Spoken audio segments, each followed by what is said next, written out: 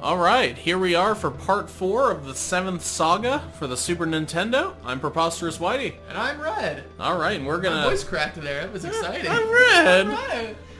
23 years old going through puberty, son of a bitch. So we're gonna talk to Blue Piccolo up here. And Blue Piccolo, his name is Pyson, Okay. for people at home and, not at home, wherever the fuck you may be watching this video. We're going to talk to Pyson here, talk to him. And he is a bounty hunter who has been waiting for you. One of your fellow travelers hired me to get rid of you. oh, wow. Yep. So what do the other travelers have against each other? I mean, why can't they just work together and get along? Because that wouldn't allow them to get all 7 runes for themselves. Well, yeah, but why can't they just work together? Because then they wouldn't have it for themselves. Well, what happens to the person who has them all? They basically get to rule the world. Oh, okay. Well, that would do it then. So I know we can get a companion. What's in it for our companion if we get one? If you get a companion? Yeah. Oh, shit. Yeah. Is this even possible? Yeah, go to item. You're gonna have to heal a lot. Potion 2, this one up. And when you die, by the way, you don't get a key to help you. This is something. This is when it gets real. Yeah, this is the real game. God damn, he dodges everything. Yeah. I go to item and use another potion too. I'm gonna die. Yeah. Again. Shit. Yeah. That's our next challenge. The sound you're hearing right now is the sound of my blank stare. Yeah. That's the next challenge we have to overcome. Holy shit, dude. Yeah, this game is ridiculous. I like a Pyson, a bounty hunter's been looking for you. Oh, Watch really? out. Yeah, thanks for telling me. Thanks a lot, jackass. Dickbag. So, what you're gonna want to do, just, prepare yourself for this fight. Okay. Go to the item store. Yeah. You're gonna want to stock up on potion 2s, and, I don't know if they have the, potions that raise your strength and defense yet. Let's see. Oh, you only have 96 gold. That's exciting. But you can sell other stuff, so scroll down a little more if possible. Or, yeah, sell your 2 opals. Which you can actually grind the enemies outside for opals, I believe. Or they might be in the castle, I'm not sure. Alright, so get rid of that medical herb. You're not really going to need that. It doesn't deal enough damage to really be useful. Yeah. Can you scroll down farther than the Bee Protect? Alright, so it's just pearls, opals, and topaz. A Bee Protect would help you at the beginning of the battle, but I think you already have one. Okay. Because what that's going to do is that'll raise your defense. Okay. So you should start off straight away with that. After you use that, you're going to obviously want to heal your damage that he's inevitably going to inflict upon your ass. And then you basically got to do the defend attack game for a little bit and keep healing with, a billion potions. Okay. So to get it, you're going to need a lot more potions. So we're going to have to grind for a little bit. And Before this episode, I was just telling Red that I might, be down for just doing this as a regular series because I'm enjoying it. But it's also really fucking hard. He's one of the easiest bosses you're going to encounter next to Romus. I hope you know if you I hate you you. in the long haul. Which, by the way, these guys are probably easy enough you can just blatantly attack them. Okay. Now. You should just be able to start mashing the A button. I'm just so used to it. For best grinding, go to the left. Yeah. Up and to the left, on the left-hand side of the coast. Yeah, because maybe we should gain a level before we go back. Oh, we're going to need a little bit more than a level. Yeah, just walk up and down that coastline. You're going to find mostly demons over here, and they give you the most amount of experience and gold. Okay.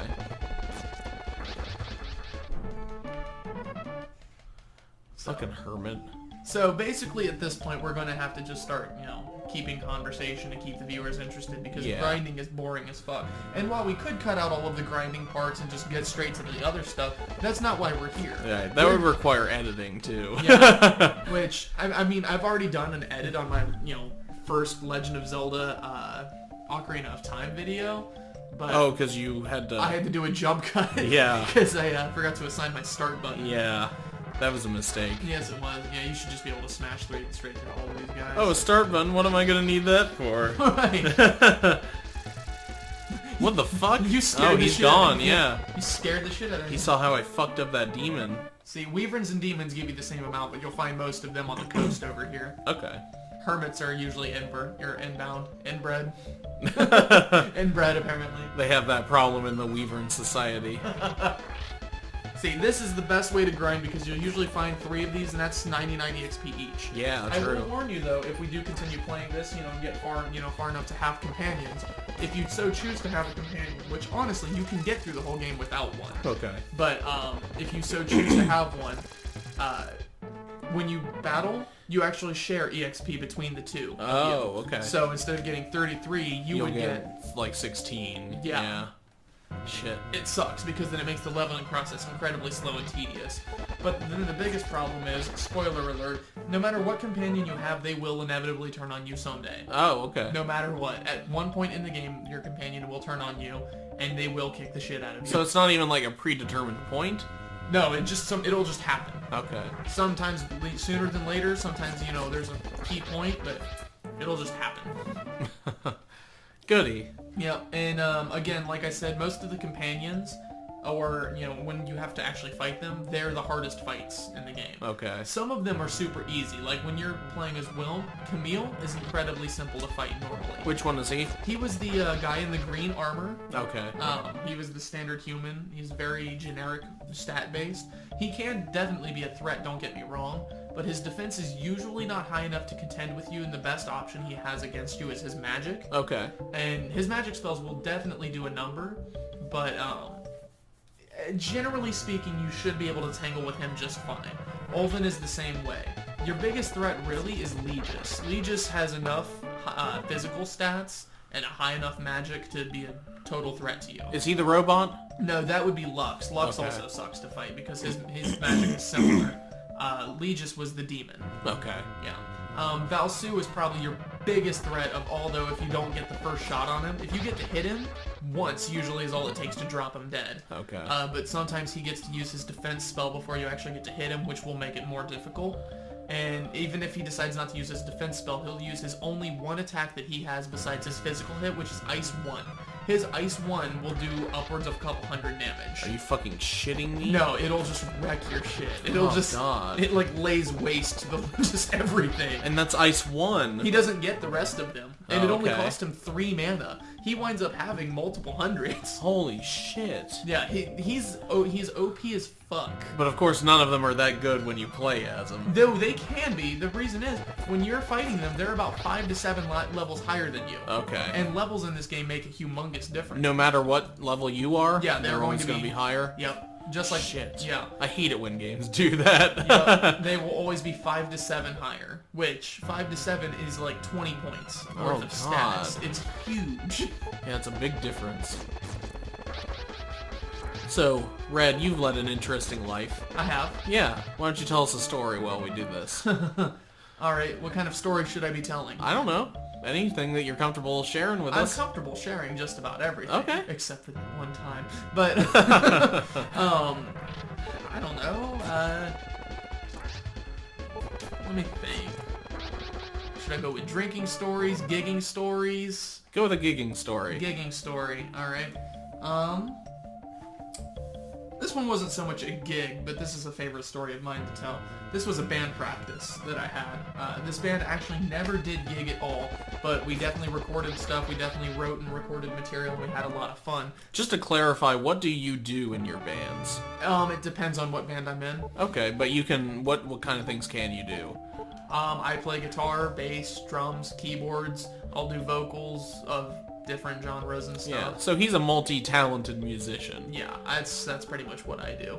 In Falling for Autumn, I had a whole band, that I was working with. I was, guitar and vocals on that, but complications have arisen, and it's nothing, personal between any of us. One of my band members has disappeared from the face of the earth. Seriously? I have not seen or heard from him. Nobody has in about 2 months now. That's fucking eerie. I don't really care, honestly. Well, yeah, but I mean, you should at least say, like, hey, see ya.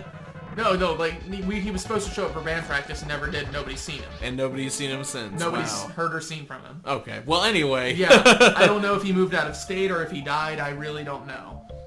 Wow. And, yeah, that's... Well, if you're out there, if you know a guy in a band... Yeah. Eric, if you hear this, Call me, man. Come home. Yeah, what the Come hell? home to us. What the hell? What happened to you, man? I need you to play bass. Like he's gonna listen to this. Bastard. Is there any probability of Eric turning on the 7th Saga for the Super Nintendo Let's Play? Absolutely not. Okay. If he's not even going to show up to band practice, he's not going to watch this. Okay. But no. So now with Falling for Autumn, I've taken on every role, basically. You know, I'm writing and recording everything by myself, so that's basically my own, you know, project. And for any music lover out there, I'm basically pulling the Dave Grohl effect. From Foo Fighters. Oh. So his first album was written and recorded entirely by him. Are you serious? Yeah. Holy shit. Yeah, Foo Fighters' first record was all Dave Grohl. Wow. Yeah. I did not know that. Well, he was the drummer for Nirvana. Oh yeah, of course. So he's a talented dude. he's an incredibly talented dude. He's one of my favorite musicians to look up to. But back to the band practice story. And Vado was the name of the band. I played drums in Vado, but I originally didn't start on drums in Vado. It was me and my buddy Jeff. Me and him. He's actually my partner in Catholic Altar Boys. Okay. Which I play drums in as well, but I'm switching up to guitar. But anyway, Jeff calls me. He's like, "Hey, I've got this project named Vado, and I want you to play. Bass in it. I'm gonna play guitar, and my buddy Brad is gonna play drums." I was like, "Yeah, that sounds great." So we meet up over at Jeff's place, and he lives kind of out in the middle of nowhere, kind of not.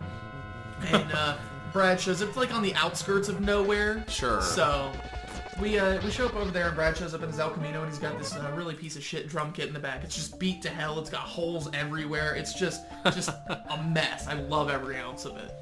We meet up and we stuff everything in the back of Brad's El Camino. And I asked Brad, I was like, "So where are we heading?" He's like, "Oh, we'll just head to a place I know." I was like, "Okay, that sounds sketchy at best. That'll be fun." I was like, "Me and Jeff will ride behind you, and you and Tara can." Tara was Jeff's girlfriend at the time. Crazy bitch. Tara's riding with Brad, and me and Jeff are in my car, and we're cruising behind Brad, and we're just following him to the spot. And me and Jeff get in the car, and Jeff looks at me and says, "Oh, he lives about 10 minutes away, so it won't be long." And I was like, "Oh, fantastic." About 2.5 hours pass. I don't even realize how long it's been. All I'd realize is me and Jeff have been talking this whole time. It's been a while since I'd seen him, so we were catching up on stories. Sure. A story about how him and Brad went to, like, Idaho or some bumfuck state like that. Who the fuck goes to Idaho? Sorry, Idaho listeners, your state's boring as shit. Well, there's only like 10 people in Idaho, so Right. I don't think we have to worry we about can lose those that listeners. demographic if we have to. Yeah, fucking flyover states. So he was telling me a story about, you know, the time that they took a road trip out there or something like that. You know, they were passing through Idaho or some shit like that. Sure. But it was while he was telling me that story, I realized 2.5 hours has passed. We're still driving. I'm looking around, and I shit you not. For anybody who doesn't know, we're in Ohio, so this is going to surprise the shit out of Dan. Anybody else may not really get it. I look over, and we're like driving through, and there's 2 meadows beside us, just like long fucking meadows. What? There's a dam to the left that's blocking a fucking river, and to the right there's a huge lake. What the fuck? Where were you? I don't know. All I know is that I look around and I thought I was in like I thought I was somewhere like Studio Ghibli would have drawn up. It was gorgeous, and I'm like, where the hell did we go? I've not been paying attention to the road at all. I've just been following this El Camino. You're just driving and talking, Yeah, I'm like I'm completely spaced in zone. And we're just driving and driving. We still drive an extra half hour after that. So 3 hours of driving following behind Brad.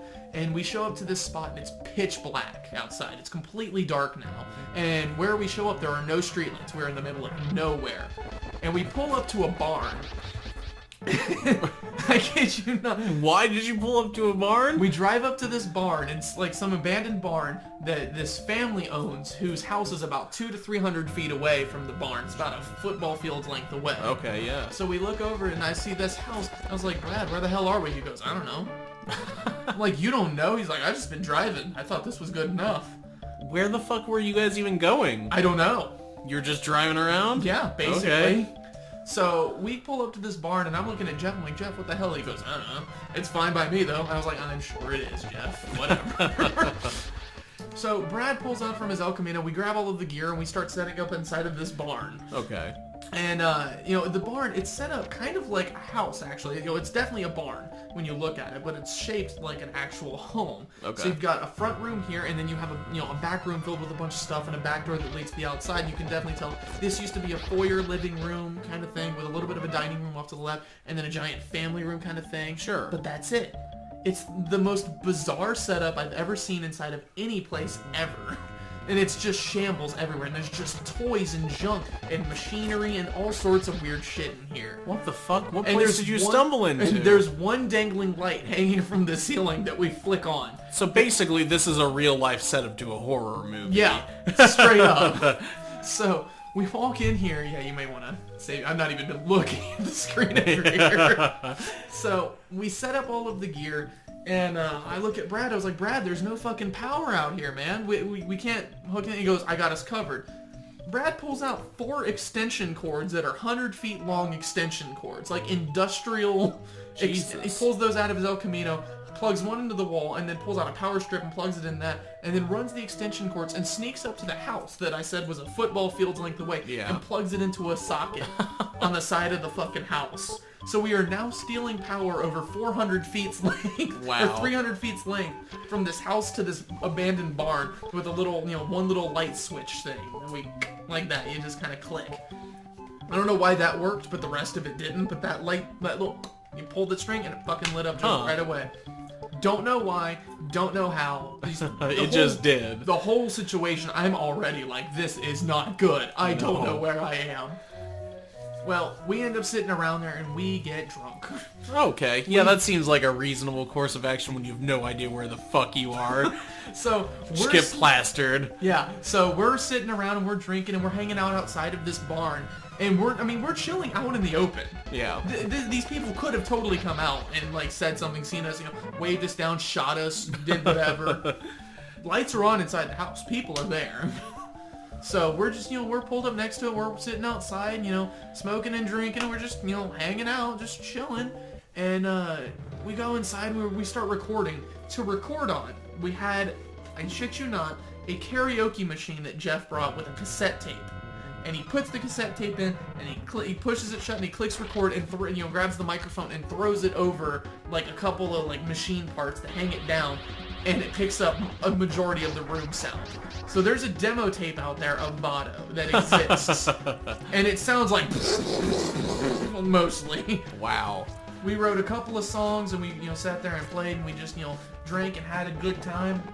And it turned out great. All of us had a blast, and we were just having fun out there. We get outside, I think we were in this fucking barn out in the middle of nowhere for at least 3 or 4 hours. By the time we leave, it's 4 in the morning. Something like that. And, this is pretty much where the story comes to a close. We all decide, we've ran out of beer, we've run out of songwriting stuff, Tara's getting tired, we should probably go home. So Tara and, Jeff and Brad... Fuck, that guy just healed himself. Sorry. Oh yeah, he does that. Tara, Jeff, and Brad all pile into the El Camino and leave. Leave to where? I don't know, but here I am, out in the middle of somewhere. And you have no idea where the fuck you are? No clue where the fuck I am. I have no phone signal and my GPS does not work. Oh, Jesus, dude. Yep. So what'd you do? I don't remember. You don't remember? That is literally where the story ends, because I don't know how I got home. I don't know where I was. All I know is I made it home, and I woke up the next afternoon. Wow. Well, you're lucky. Yeah. I literally, honestly, have no recollection of the rest of the evening. Whatsoever. Or morning, I should say. None. And I blame that on the alcohol. Yeah. But, the rest of that, I guarantee you was just a giant pile of irresponsibility that I... When was this? 2009. Okay, so it's been a while. Yeah. Because, I was going to say, because smartphones weren't quite as prevalent, so... I didn't have a smartphone. Yeah, exactly, so you probably didn't have one, so... No, I did not have one at all. I had a flip phone. And cell phone service has come a long way in the last few years. Well, when you have T-Mobile, you don't have service anyway. So, yeah, that... I don't know where we were. I don't know anything about it. I want to find that spot that... Excuse me. Sorry. I want to find that spot that I, quote-unquote, woke up at again, when me and Jeff were driving, and I was surrounded by meadows, a dam with, a stream, and then a lake. Yeah, but how would you ever find that again? I don't know. All I know is it was one of the most beautiful locations I've ever seen in my life. It's a shame you can't get back there. I hate it when I have memories like that, because I have memories of places that I have no idea how to get to anymore. Yeah. And I'd like to revisit them, but they're just completely gone. Yeah, that was the strangest band practice I've ever had. That was a interesting situation. So was there any band practicing? Oh yeah, there was the demo tape. Yeah, okay. yeah, we recorded that demo tape. Yeah. Which Jeff either lost or has somewhere, or it's his grandma's or something like that. But there is a Vado demo tape in existence somewhere. I reached a little late. Fantastic. We're gonna go back to town and rest up, and then we're gonna go and try to kill that guy with the whip. Yeah, I think we should do that on the next episode. This story has dragged out a long time. Yeah. So we'll get back into town, we'll save this one up, and we'll try and come back and take out Python. Alright. Oh yeah, that's his name. I keep forgetting, because it's a really stupid name. It really is. It reminds me of M. Bison. Pikachu, stop being a dickhead. And you too, M. Bison. What the fuck are you talking about? Comics, man. Comics. Oh, okay. It's very funny. Is there a crossover comic between Street Fighter and Pokemon? No, it was just this bizarre thing I saw. I think somebody was high when they drew it because it's the only reason I can think that. I think most things on the internet are drawn while high. Yeah. It was a comic, or I think it was Ash or some other Pokemon trainer that had a Pikachu. And they're like, Pikachu, what are you up to? And he goes, weh, like that. He goes, Pikachu, Pikachus don't say weh. They say Pika Pika. Come on, Pikachu. Weh. Pikachu, stop being a dickhead. Weh. You too, M. Bison. Heh. Wow, okay. Right. It's one of my favorite comics on the internet because I don't understand any ounce of it whatsoever. It's just like some dude was just high as shit, like, Alright, well, we're all saved and we're rested up. We are saved, rested up. Next episode, we should probably buy some supplies and go fight Tyson and see if we get our asses kicked again. Alright. Thank you for joining me for story time. Yeah, and thank you for joining me for wandering around and pressing the A button a lot. We'll see you guys next time. Thanks for stopping by. Farewell.